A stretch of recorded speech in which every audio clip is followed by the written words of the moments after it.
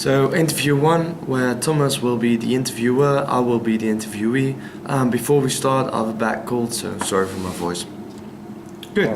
All right, Bram, thank you for coming to this interview. Pleasure having me. We have invited you, we have selected you out of several motivational letters. What we've seen so far really, well, it's what we like to see, and now we'll see how this interview goes, and yeah, then we'll move forward, hopefully. Good. First of all, let's talk about your resume for a second. I see that you started what you call in Dutch VMBO, and then you went to the MBO, and now you're on HBO. Can you maybe tell me exactly what you did on the VMBO and MBO part? Yeah, although the VMBO might not be that relevant anymore, what I've done there was basically the economic part of it. And that mainly was a lot of basic economical theory. So calculating what kind of cost one can expect when driving a certain car, basically your household economics. Then I went to the ROC, as you saw, ROC Tilburg Sport and Movement, where the specialization towards leisure sport management. Yes. That had a lot of economics behind it as well, but then it was more towards the entrepreneurial side of it. So Starting your own business. basically, yeah, where you get a lot of balance sheet, cash flow statements, those kind of things. And also a lot about managing small or middle-sized teams, and then mainly about managing them on a project base. So for example, I did an internship where I had to manage 8 people, hosting an event for around 80 people for 4 days. 4 days, sorry. All right. You said you also, it was a lot of economics on your LOC, but Yeah. it is, if I understand correctly, a sports related course, right? You're studying. Yes, but it's wide applicable as the principle of a balance sheet does not really change. That was my following question. Yeah. You had to organize events from the start to the bottom, to the end, sorry, containing every small detail and also the finance. Am I correct? Or can you guide me to one of your processes of a project you did? Well, let's go back to the example that I already gave you. That was at Brouwersdam. It's a beach in Holland. Okay. What I've done there is children from a middle school in Holland, introduce them a little bit towards the Netherlands and what the Netherlands has to offer in terms of water sport, water energy, water movement, those kind of things, protection as well. So we have 4 days camp, starting at Tuesday, and the first day we had a tour towards Niels Jans. You might have heard of it. It's Yes. a big delta. New Zealand. Yeah, exactly. The Zealand, why we have New Zealand right now. So we had a tour there, we rented bikes, then they had to drive a bike towards the beach. They get a little bit more information about the tides and how they affect the delta that we have over there. And then the second day, it's been a while, I have to recall it a bit. The second day they went to this themed water park, basically, where they get to work with water by themselves. So there we had a couple of activities. We again had a guided tour, we had a lunch, then in the afternoon we had a small barbecue over there, and they could go fishing. And a big tank where they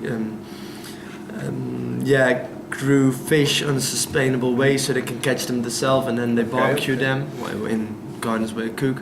And the last day was a sporting day where we had instructors, and that's mainly where my previous education came in.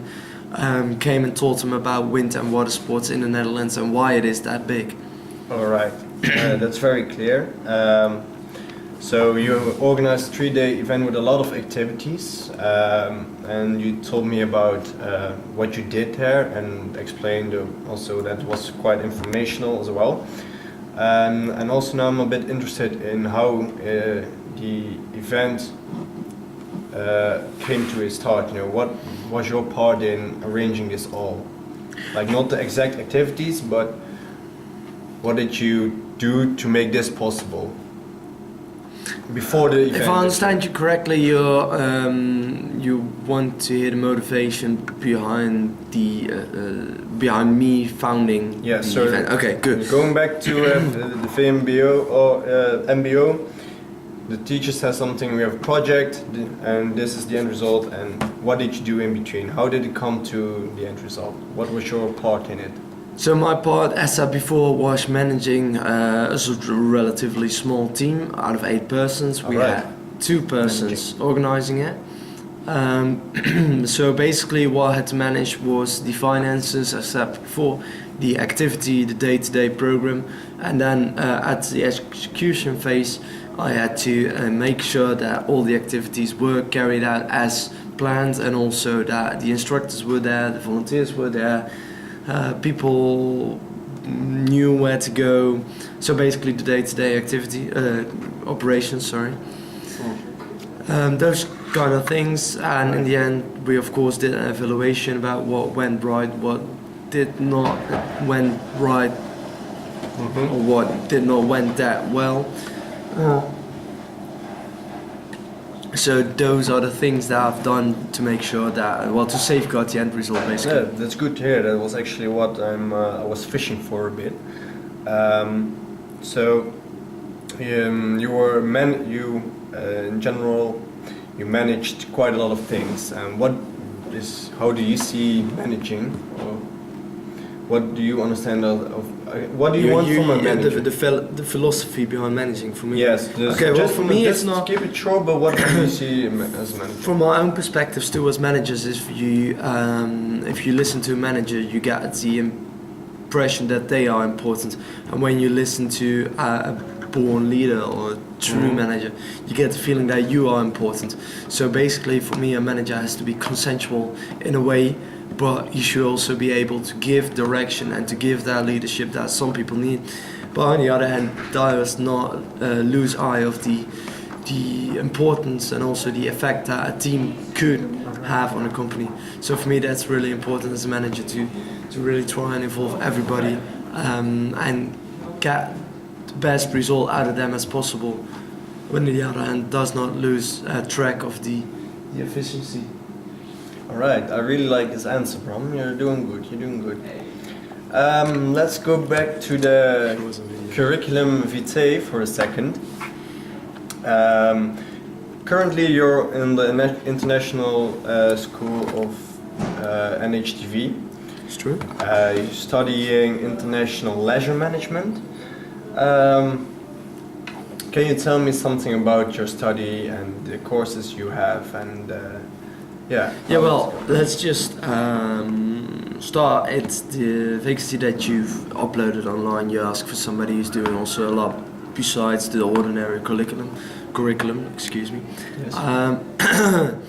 And that's also something which I really like doing. For instance, during the first year, I've organized a field trip for my fellow students towards Germany. It was a 2-day trip there. Yeah. And starting at in the second year, I started doing, voluntary work, you could call it, in the academic council from the NHTV. Really? Yeah. And as you can also read, I've done German in the first year. After which I went, that was